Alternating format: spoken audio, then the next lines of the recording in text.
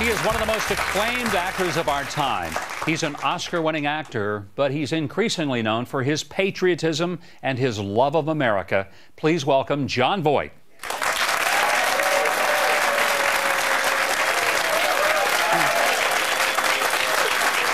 Hello, Jon. How are you down there?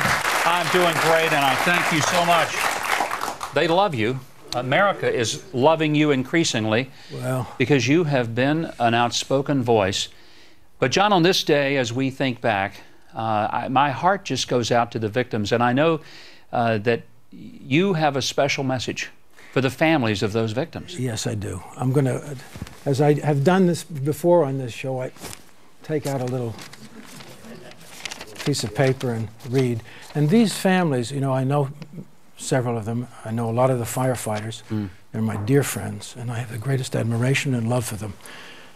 I'd just like to read this directly to the families. Every American feels your extreme pain. Because of your loss, we are reminded every day all Americans are one family. We have all been raised with the same beliefs, with great pride and love and faith in our great nation. We are reminded that no man should put us under. May God bring you all peace and protect us all from any further evil aggression from this day forth.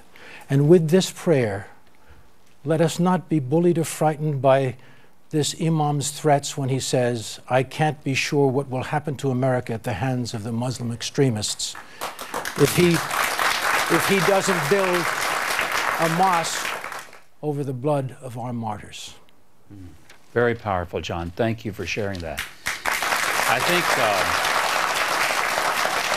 our audience certainly shares the spirit of so many Americans, the concern that in remembering the victims and their families. We don't want to do anything that creates more grief, more pain for them. The issue of the mosque at Ground Zero has been a particular source of pain. Well, yes, of course. You know, I have many concerns at this time, you know, about our country. And one of my concerns is about our Mayor Bloomberg here. I saw him on the different shows this morning, and he's a puzzle to me.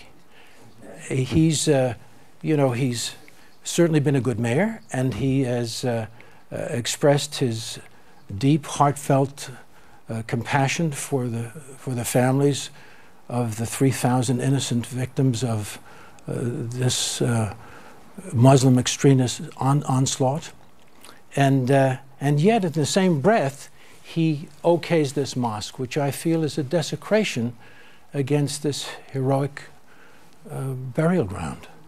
Now, I can only feel that there must be some personal agenda that we have yet to see, and I'm going to be waiting for it, but I'm concerned.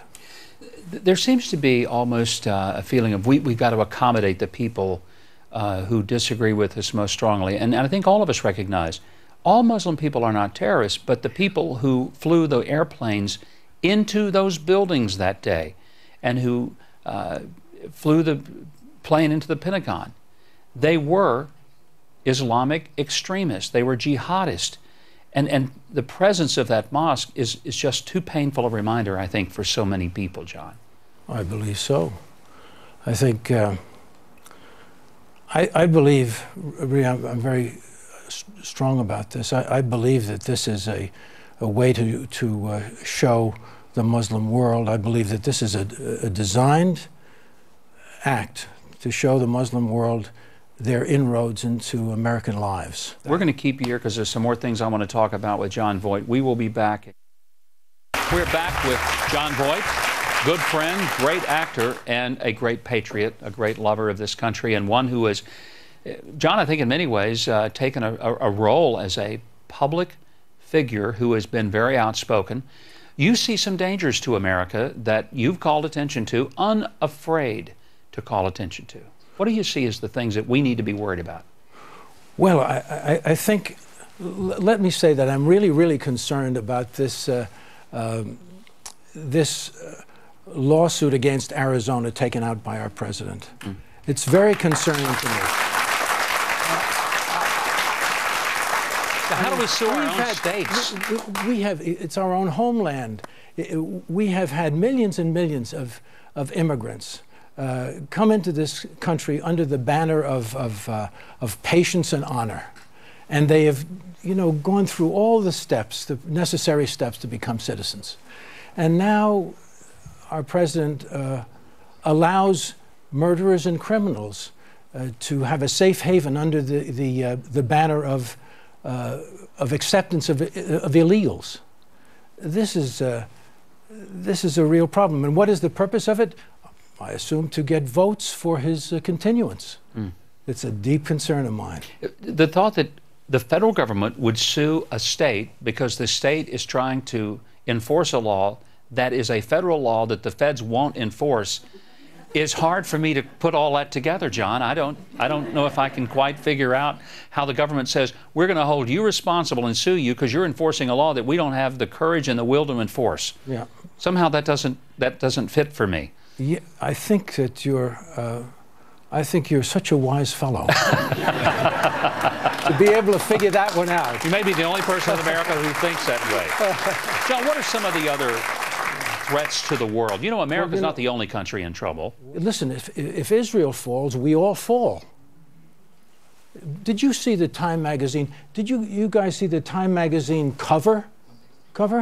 It was amazing. Here's a cover with the Star of David on it, and it says, Israel doesn't care about peace. And that's absurd. Anyone who's ever been to Israel, I've been 14 times, would know that no one wants it more, but is under a greater level of assault than Israel. You bet. Because they have so much to lose. This is anti-Semitism. Who are the anti-Semites who are running Time magazine? And their prior cover, they alluded to the Islamophobia, that calling America Islamophobic. Well, this is exactly the way that we create wars between nations. Now, what are we going to do? Should we boycott Time magazine? I mean, what? Maybe so, because they shouldn't have the right to create wars. Given their circulation numbers, I think most of America already is. I wanted to leave. I was thinking, is there a ray of hope out there? And I was saying, yes, there is a ray of hope if Fidel Castro admits that all his years of presidency were a failure and socialism doesn't work, and he says that Michael Moore's movie Sicko is a work of garbage, and he scolds Ahmadinejad. This is the truth. And he scolds Ahmadinejad, saying, you can't be a Holocaust denier. Everybody knows the Holocaust existed. So there's a ray of hope. Thank you, Fidel. Thank you, Jon Voight.